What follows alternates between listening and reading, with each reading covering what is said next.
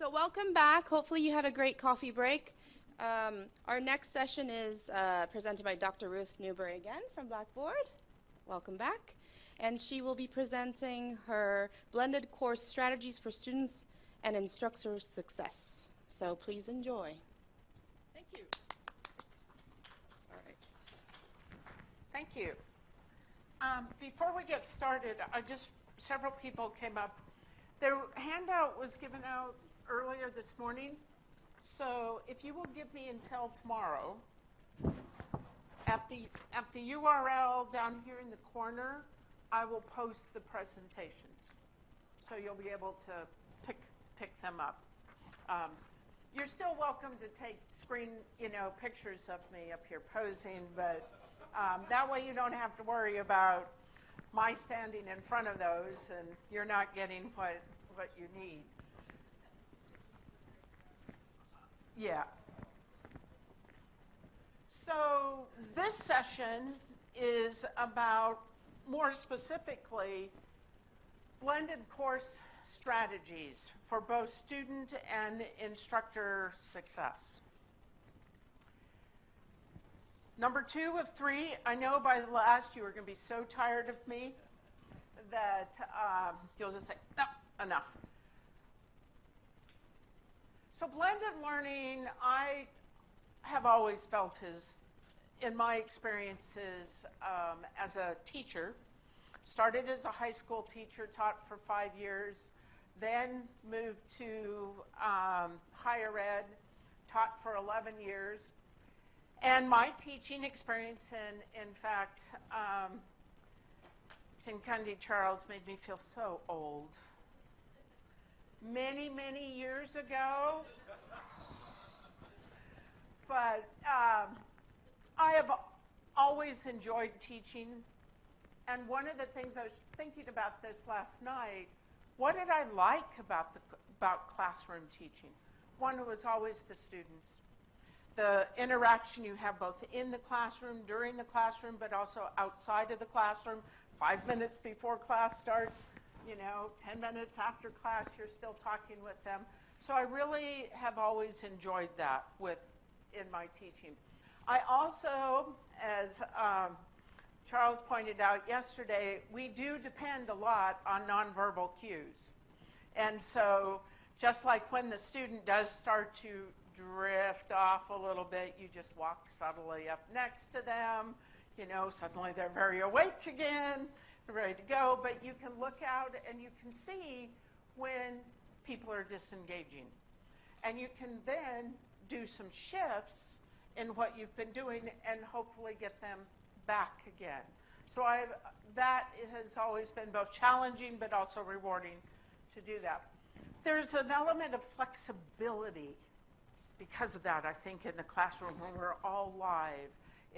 Again, I'm getting the sense that whatever I'm saying is way up here or way down here, I can shift immediately and make some changes. The other is the classroom is typically a place of doing things. My background is in literature, so discussions, watching students read poetry that they've composed, acting out scenes from a play, those type of things, groups working on particular pieces of a short story, and then everybody comes together. So there's always that activity in the class. The other thing I really liked, to be honest, is you're in and out. I teach Monday, 9 to 10, prep, go in, teach, out. Now I can go concentrate on other things. Now I might have to do that 3 days a week, but still, in and out. In the online world, in 1997, when I started moving into online teaching, because I was in a program in which we were in accelerated format, students were mostly off campus trying to connect with them.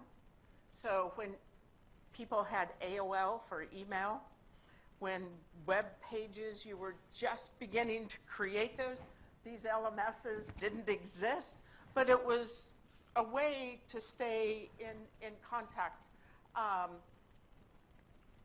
When I moved, though, to teaching online, a couple things started to happen. Interaction with the students. I didn't lose the interaction. In fact, I got to know the quiet student in the back of the room much, much better than I ever would have in the face-to-face classroom. So that opened up new ways of thinking about who are the students in my classroom. I also liked, from an instructional point of view, everyone had to participate. You can't hide in the back of the room now. Everybody has to post their introduction.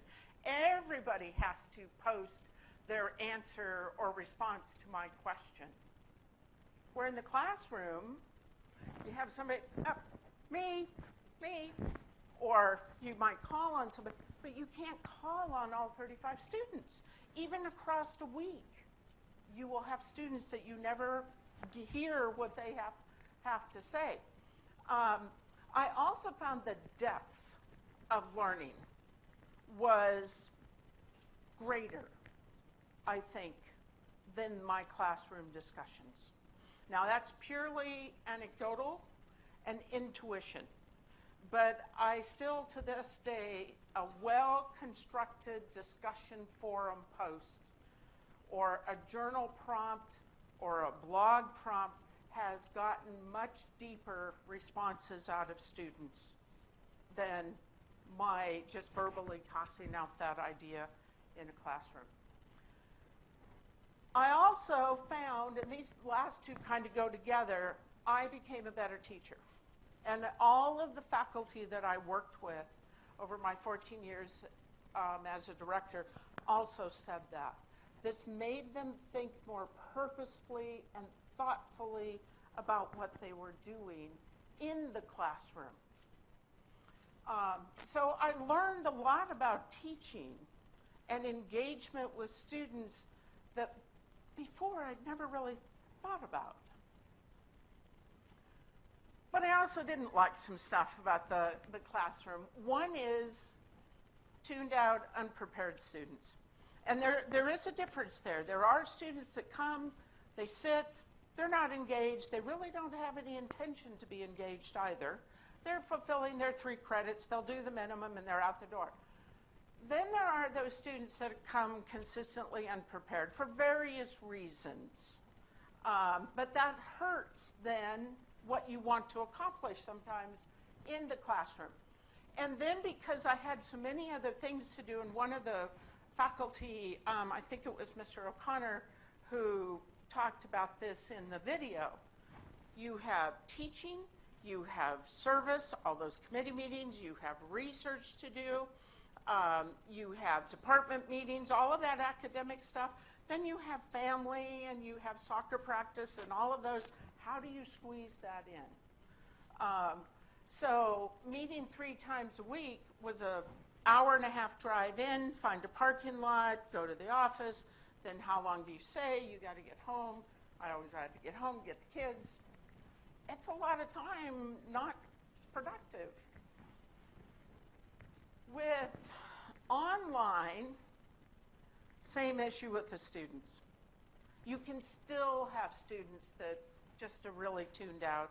They're going to do the minimum, what the requirements. Still students that will be unprepared, not do as well as they should. And then the other thing is, while I wasn't driving in all the time, I had to be attentive across the week to my course.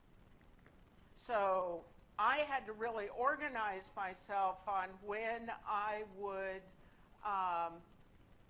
log in. And I had to learn what days of the week, given which assignments, were the best times to log in and do things with my students. But I had to be conscious of that now, so it's not so much Monday, Wednesday, Friday. It was Sunday to Sunday. And so you had to learn to be a little bit more careful about boundaries as well. And it forced me, at first, I did not want to go through the rigor of, again, I think Dr. Economist, the standardizing of his syllabus, the organization and thoughtfulness we have to put into what goes online and blended, what stays in the classroom. You really rethink your entire course. So yesterday when Charles Graham was mentioning, this model of adoption and implementation with the blended courses, yes, absolutely, you have this course redesign.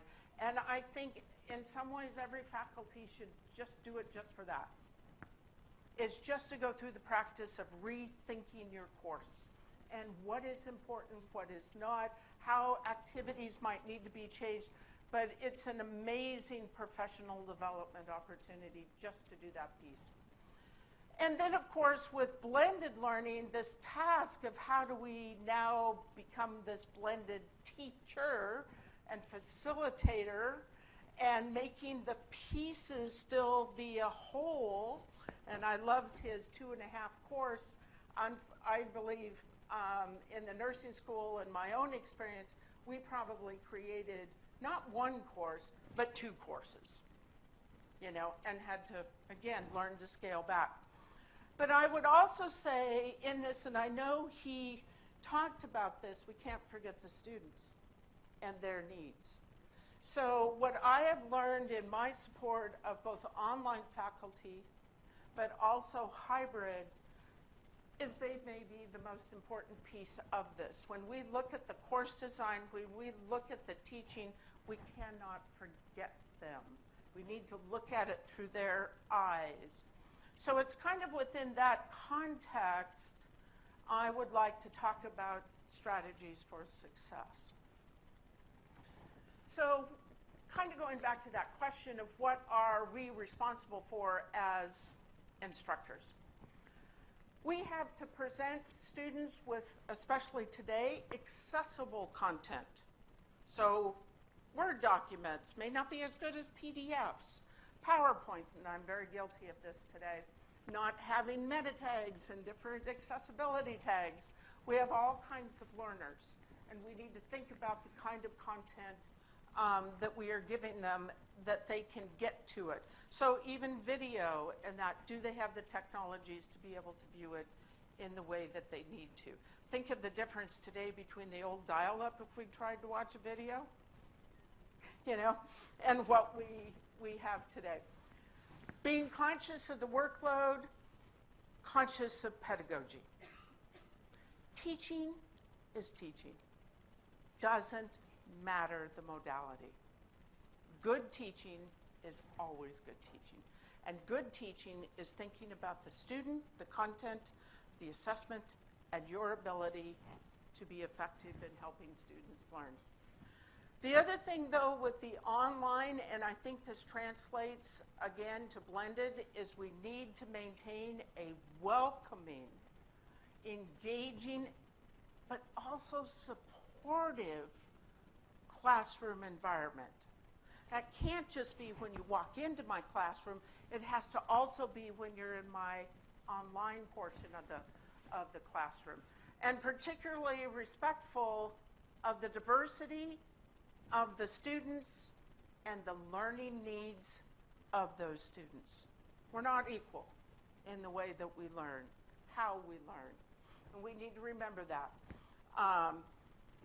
Being able to provide timely formative feedback.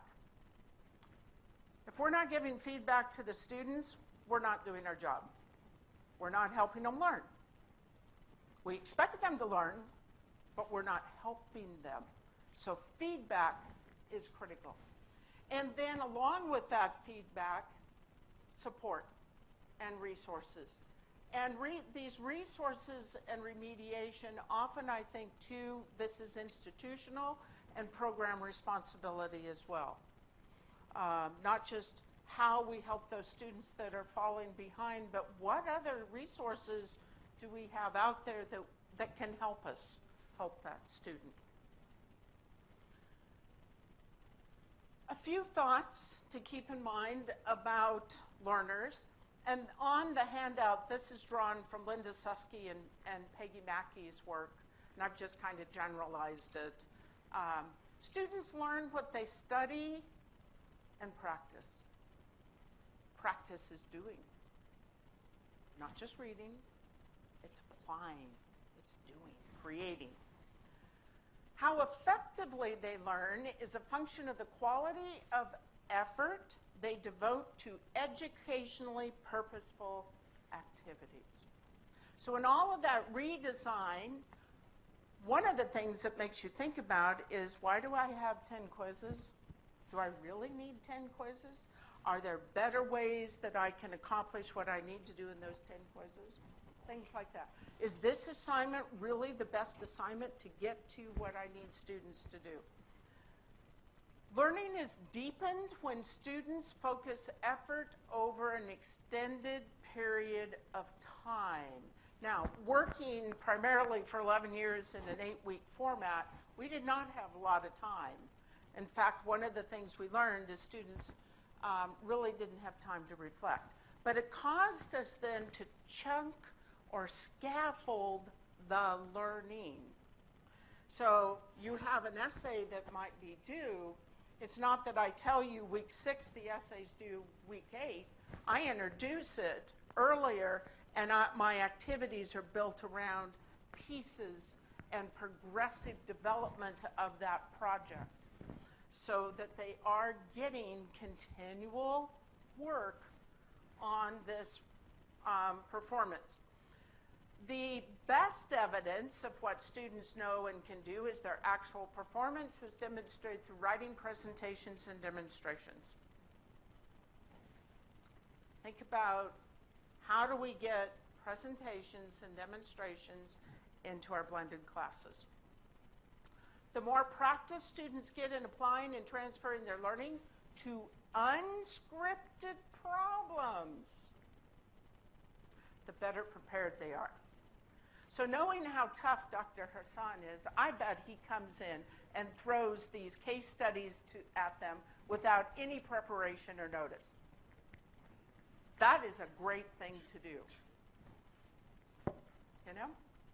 Or to come in and teach a literature class where they think they're just going to be telling you what the plot and the conflict is, and instead you say, nope, you get to be character X. Tell me the motivations of character X, your character Y. How do you two relate in this story? But changing it up. Everything does not have to be prescribed. That's challenging. That's the way life is, too. We always get curveballs. Connecting and integrating different learning experiences inside and outside the classroom through reflection furthers lifelong learning skills. Often this is how programs, internships, externships, community service, how can we draw that into the academic world for them, and feedback. When prompt and focused on specific behaviors, the most powerful tool we have as instructors. And this is where I know good instructors, I've always talked to them, we may not always name it feedback, but we are always coaching, mentoring, advising, suggesting. That's feedback. So if the goal is to help students be successful, what can we do to help them within the blended learning context? First, orient them to the course. Even though they're this tech-savvy, digital native group of folks, for some reason, they always have trouble with very basic things. I don't know how to submit my assignment.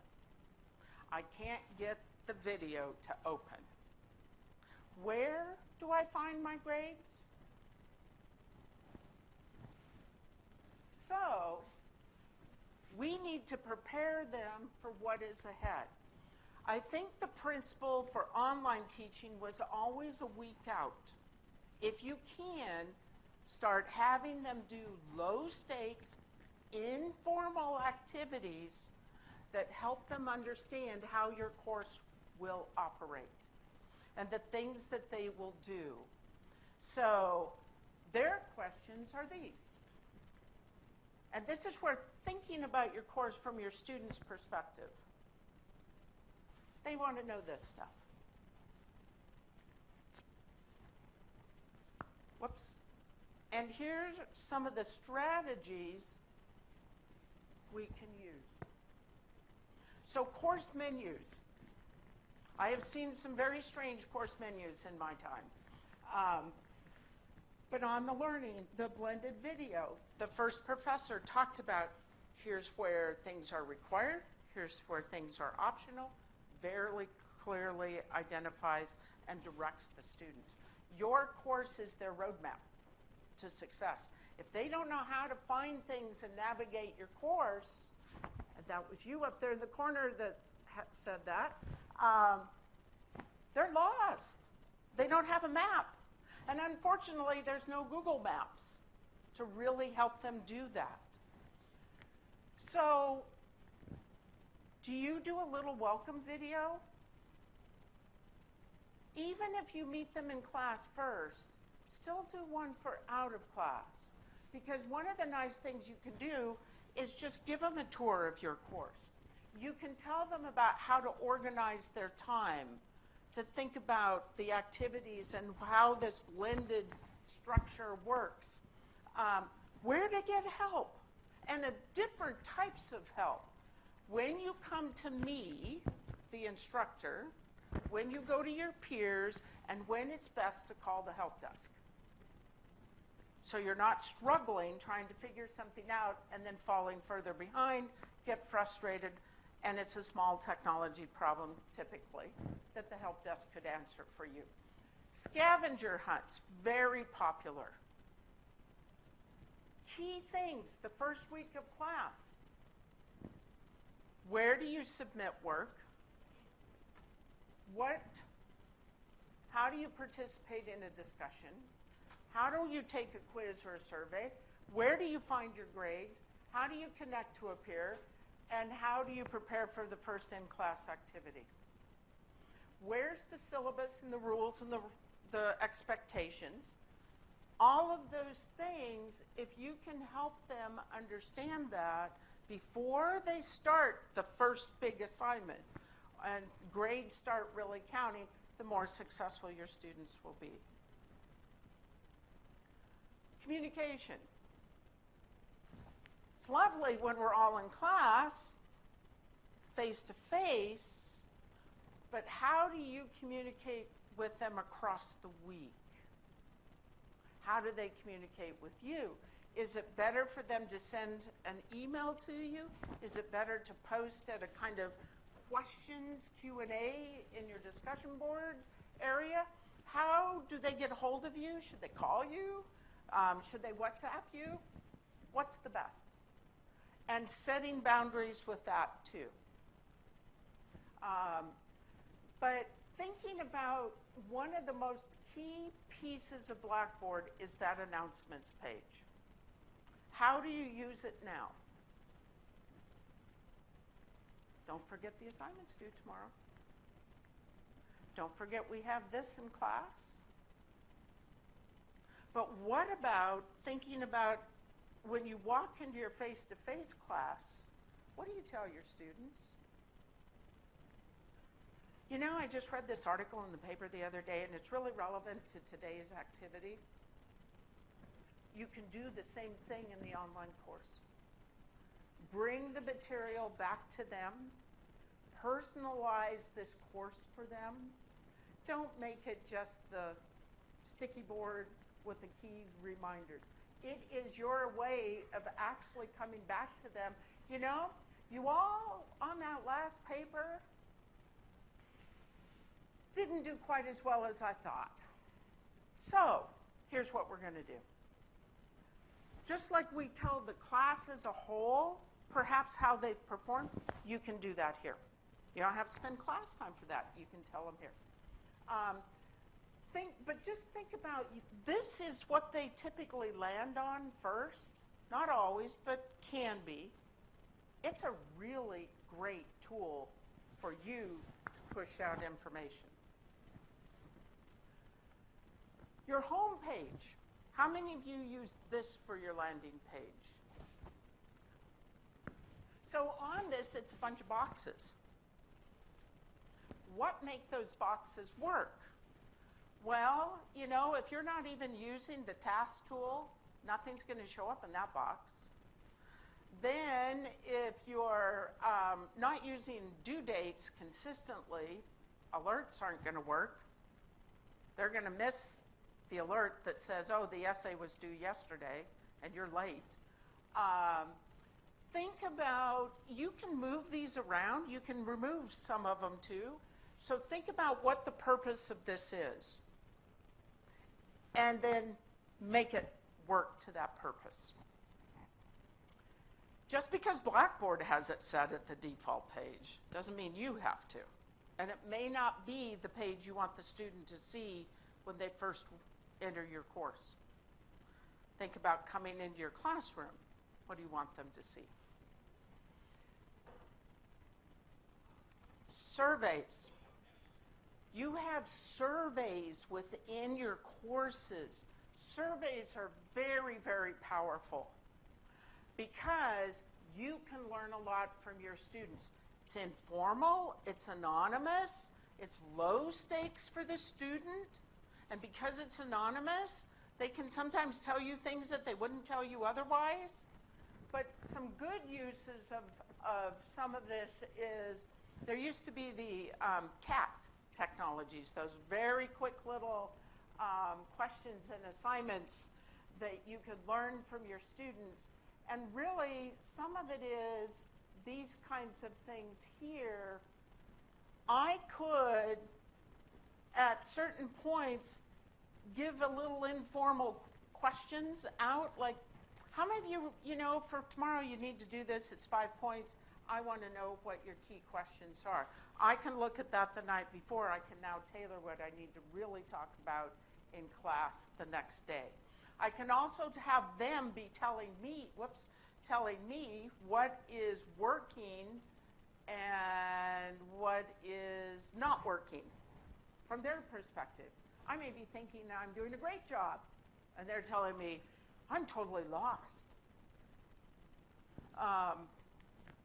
So they are a very powerful tool. And also, if you offer tests or deliver tests through Blackboard, survey is the same technologies. They can practice. Reduce some of that test anxiety, which often can be complicated by taking things online. Forums. They don't always have to be week 1 forum, week 2 forum, week 3 forum, assignment, and all of that. They can also be used again to kind of gather pre and post information from your student. You can even have students lead these each week. That was one of the interesting things I found in my lit courses. Beginning of class, everybody drew a number out of the hat, and that was the week. They were responsible for posting the discussion question on whatever we were reading. So graded, yes, wonderful. But other uses of these forums, helping you better be prepared yourself for what you need to do, but learning on what your students are finding useful and what they're not, and then also building peer-to-peer interaction.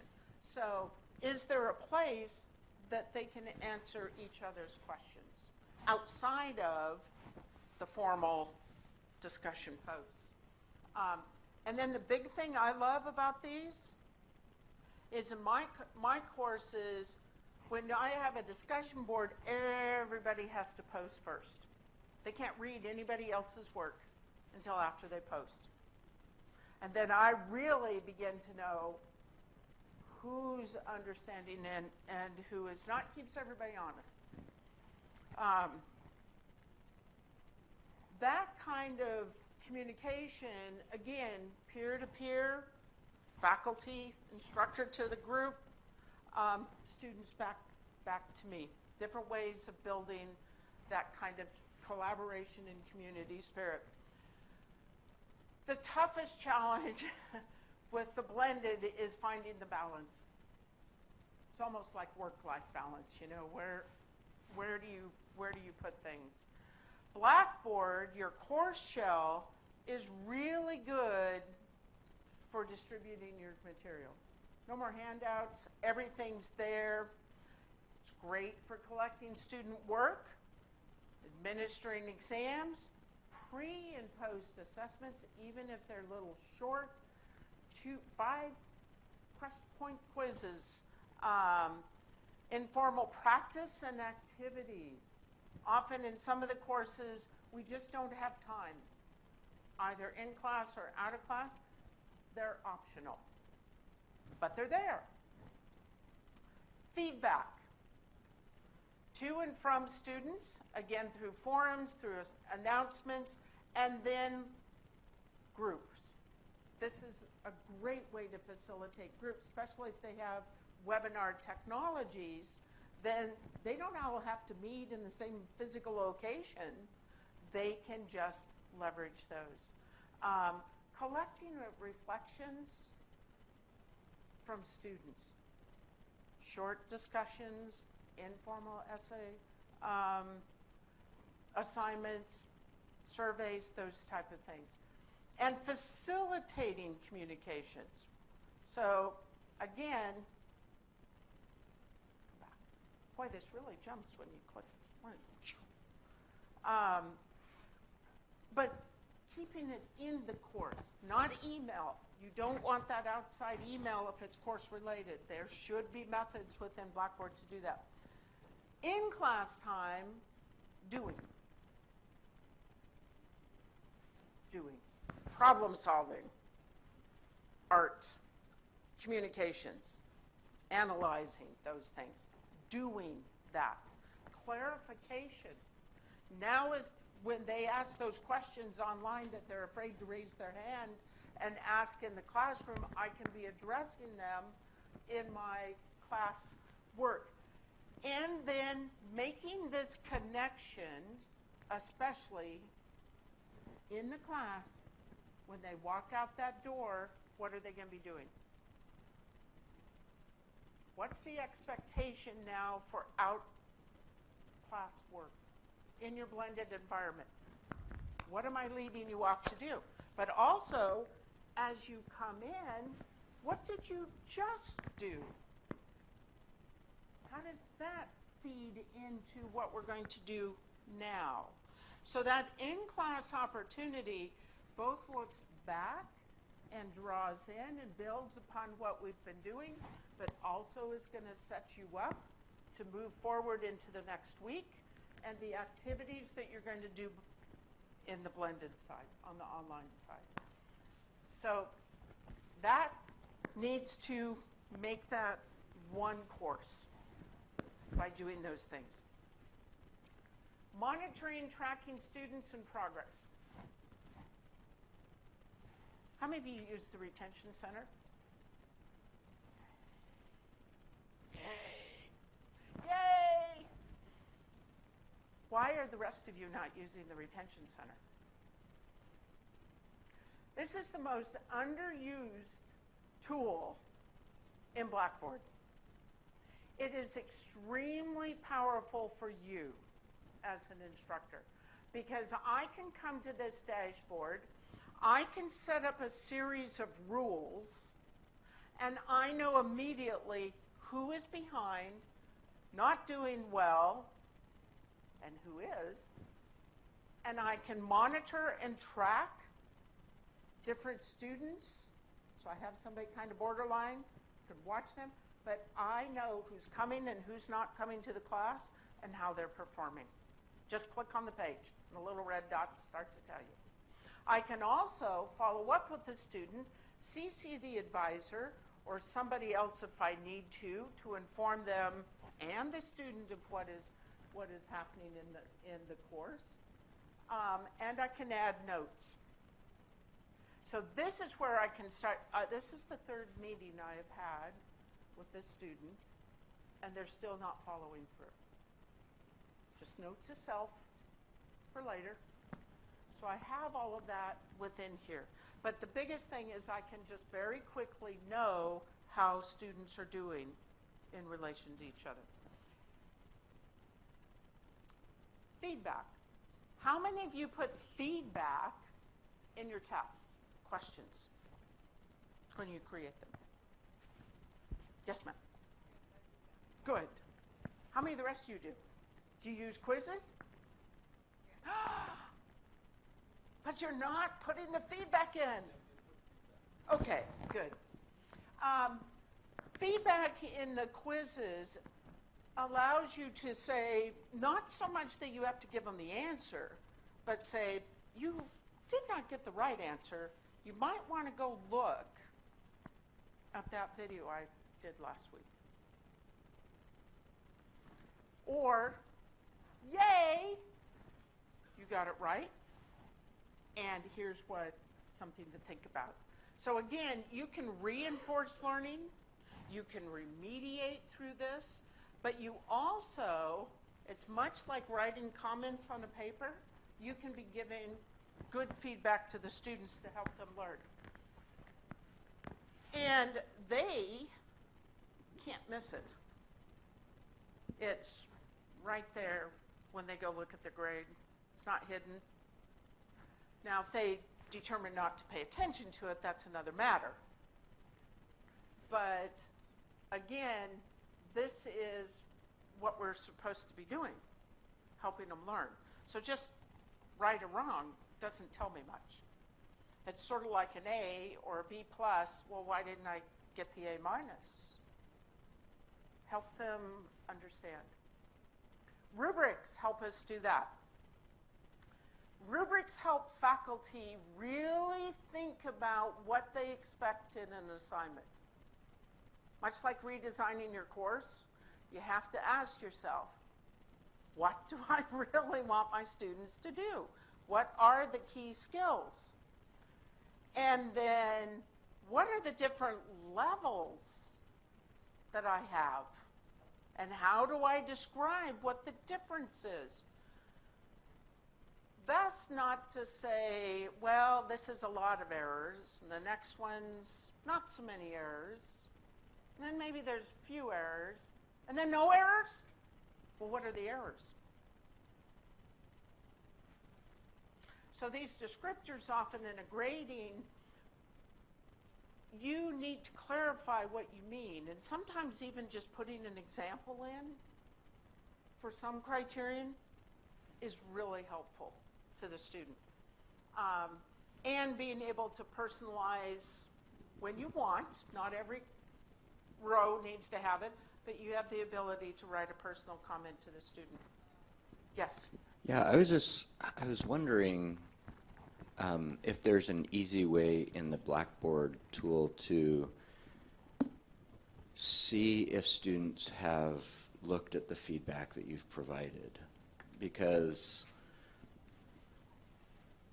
there's nothing more frustrating than spending a lot of time to provide feedback and then finding out that they didn't even look at it. But if you could see if they looked at it or not, then you could, if you see students that are not looking at it, you can reach out and say, hey, you know, this is how you get to it. Please make sure you go look at it.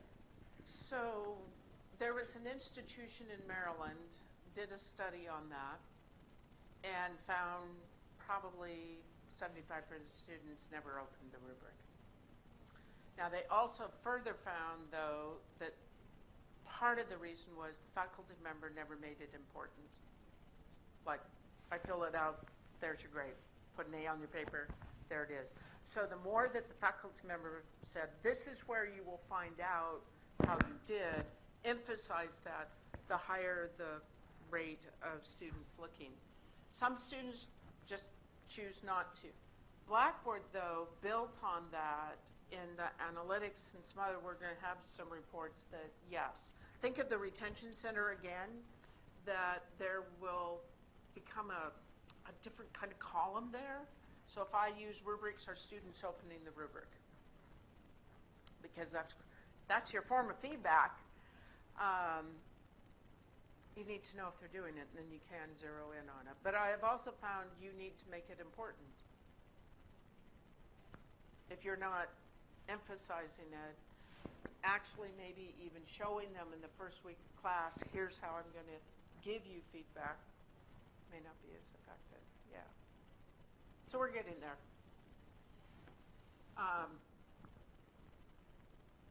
And then once you give a rubric, you can get reports. Here's how my class did. So as soon as I finish grading, I can see, well, maybe intuitively I knew this, maybe not, but now I have data to show that they're not doing very well on this particular criterion. And then down here, the distribution of them. Yes, ma'am. Regarding the rubric, when you put an example, I noticed that when I put an example, my students will copy that example. So at least they're opening it up, though. Yeah, well, like, then I stopped putting those examples because I don't want a copy. I want something from their own creativity.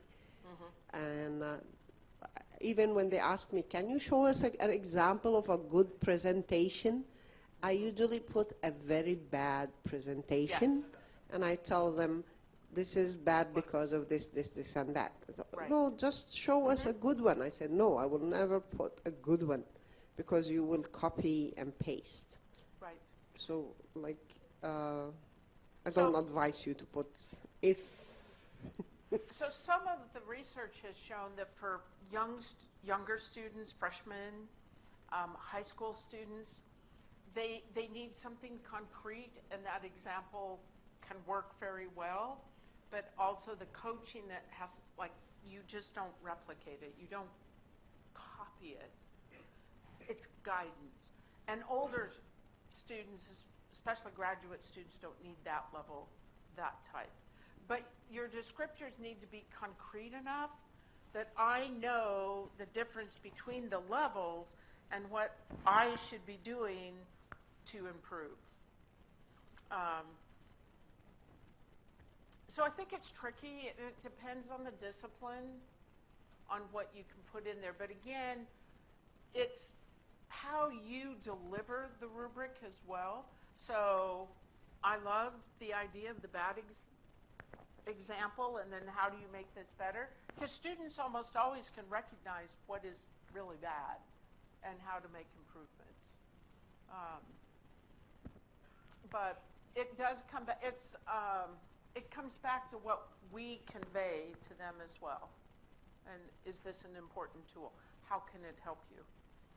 I've had group activities where I've had students sit and try and, one, build rubrics, which is not an easy task, but then use maybe a group paper in the rubric I've given back and figure out from what I've told them ways to improve while I'm in the classroom with them.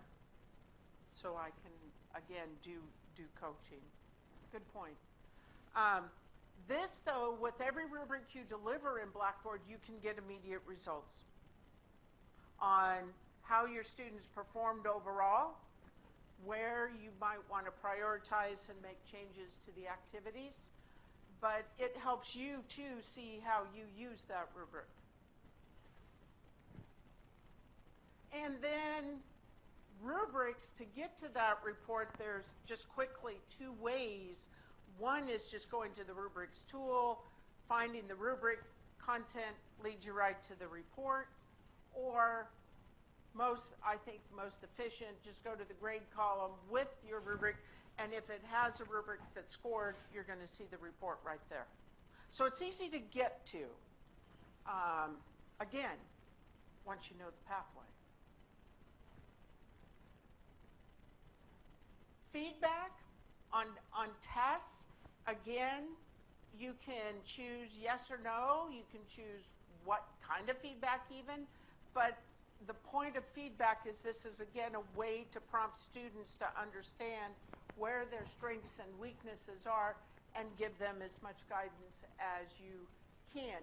And once you put this in and you now use this quiz again, that feedback's going to stay there.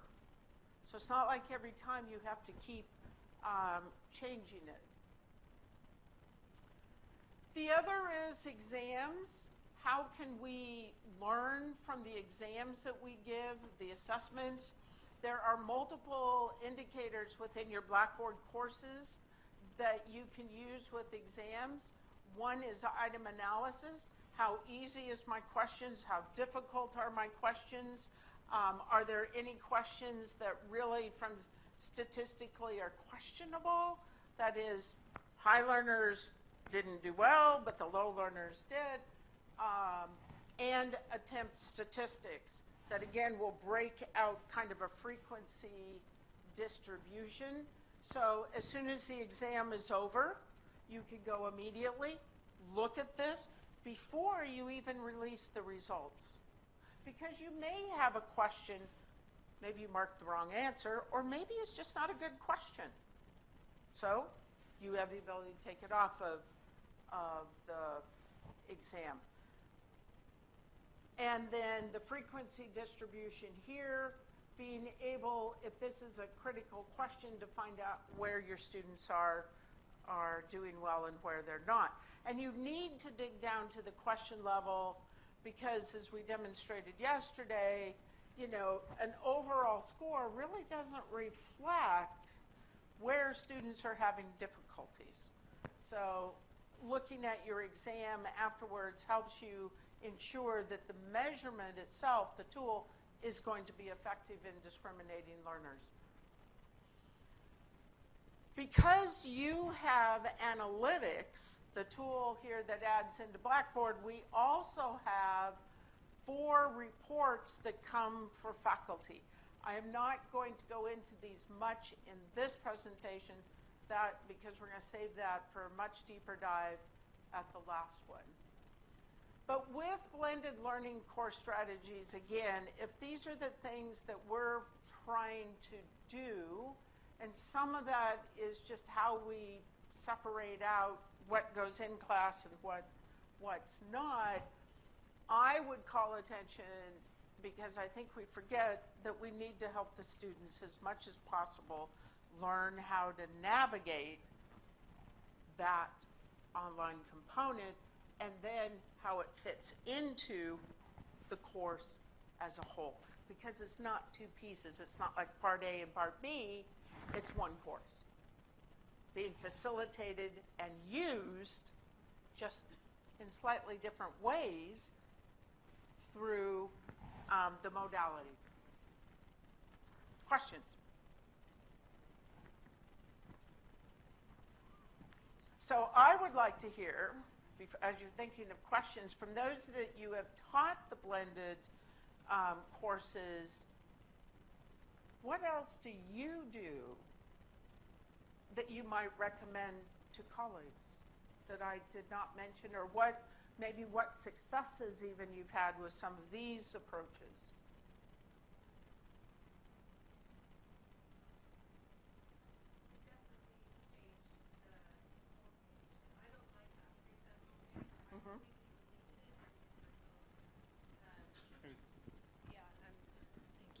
And for each of my different subjects, the homepage is designed in a different way because they need different things.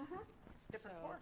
Yeah, so some of them are more visual, some of them more instructional, some of them are, I don't necessarily use the tasks and the reminders because Right. I feel like in the university level, the students should take some accountability for their own time management, which is especially we're trying to teach them life skills in addition to coursework. But I would say that those are some of the things I do and don't do. Good. Thank you. Dr. Hassan.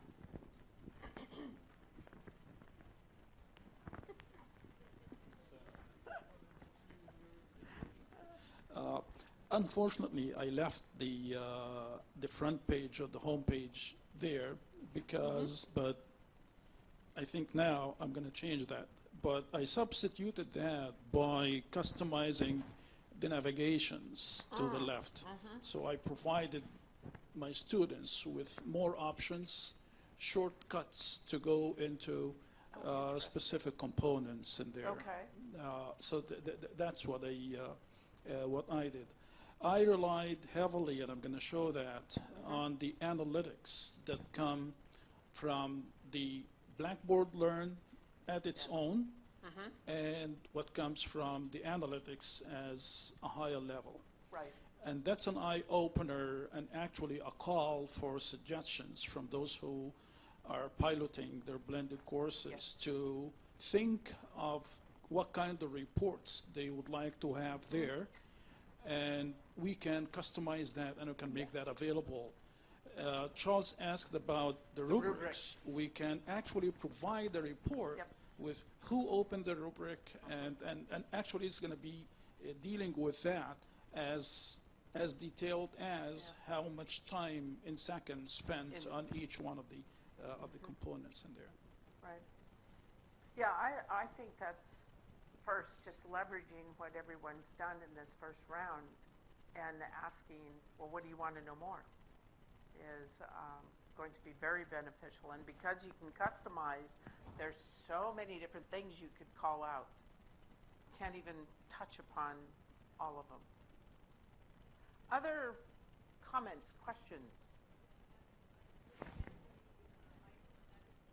Yes. Are there only 2 statistics available, or are there other statistics as well, like reliability, like other things that? So in just basic Blackboard, what you see right now is what you get. Okay. In the third presentation, we're going to dig into other things that, much like customizing, but other tools that we have to take you deeper. Because we should be looking at validity as well as Yes. reliability, and so we Right. should have more tools to make that kind of a decision.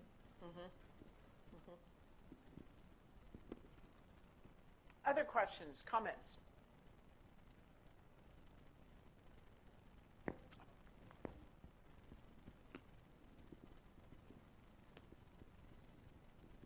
It's just a comment about the feedback.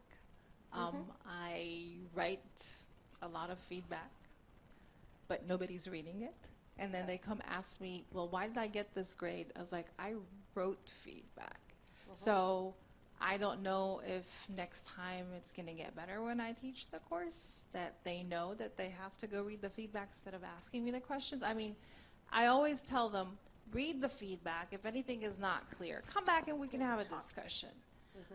Some of them have been taking me up on that, but I will be honest, the majority have not. All they care about is the grade, not the actual feedback that they get from me. So. Yes, time consuming. When do you introduce the feedback or the rubric? Early in the course? Yes, when I first, when I put up the assignments and they turn in the assignments online on Blackboard, I'm not just going to give you a grade. I'm going to tell you why this was incorrect or what I was looking for that I didn't get. And as I said, some of them, when they do come question, some of them do go back and read the feedback and come back and have, more of a discussion. But for the most part, what I'm sensing, and obviously this is just my observation, is that they're not reading it. So I'm trying to find because as Stacy said, it's really time consuming for me to sit there and type feedback for each and every assignment. Right. And it's not being used the way it should be used. So I'm trying to find a way around that at this point. Rubrics are easier to give with feedback for me as far as time. For quizzes, I give a quiz every week, and to do feedback on each question is, especially when my question banks are like 200 plus questions, are to keep cheating low, right? Right. Its feedback would just make me pull my hair out. So for each instead question. of feedback, you probably do this now. Instead of feedback at the question level, when you get the overall results of how the students have performed, do you generalize for them that, well, class, we didn't quite get this part of it? No, if particular students are having problems, I meet with them in a one-on-one setting to find out where they're struggling. Usually it's a English as a second language issue here. That's the biggest thing. Right. But or reading skills or whatever. But I think that for me that seems to work better. It's more personalized for them. And usually it's not excessive amount of people that are struggling. Okay. It's, just a few. Right. So something my colleague did that I've never tried, but she said was very successful, is again, in a literature course, she always gave a rubric with all of the papers, always typed very profusely into those. Got very frustrated because they kept asking same things like, why didn't you read this? She, has done this now frequently with her first papers. So really the one that most of them do not do well on. She has them print out the rubric and bring it to class. They then choose friends, partners, whatever, small group. They each read their formative feedback back to the group, and then the group has to now look at the papers, make suggestions on how they can improve based upon what she tells them. And she's just says that she really likes that. It's worked well for her. That might be a thought. It also causes or makes them think about their own work. They are accountable for it. And maybe it's a fun exercise, get to look and like, okay, I can do this, I can do that, and good suggestions. Yeah. Okay. And our I'll try learners today are very collaborative. They've grown up in a world where they're always together and in groups and texting all the time. So working together on that type of activity could be useful. Yeah. Question? So we also use rubrics for problem-based learning sessions. And we do the feedback after every case. So when I start with the feedback is with the students themselves. And I ask them to look at the rubric and tell me what have they been doing good and what do they feel that they have not been doing or doing suboptimally. So when I begin with that and they identify their own strengths and weaknesses, they're more open to the feedback that is provided because they're then looking for feedback. Right. And then the group also then, kind of then joins in. And so we look at the group functioning and the individual student functioning. And the facilitator also, they provide me feedback on how I can facilitate better for the next session. So it's kind of a 360 degree. That's really nice. So what tool do we have in Blackboard that would allow us to ask our students how helpful our feedback is and the methods we use to give it? Yes. Yeah. Periodically we could ask, and that may give us insight. Maybe you just write too much, I don't know. Or again, I didn't even know that's what that little truncated sentence was in my grade book. I just saw something called audio tracks that maybe that could be a feedback. Yeah.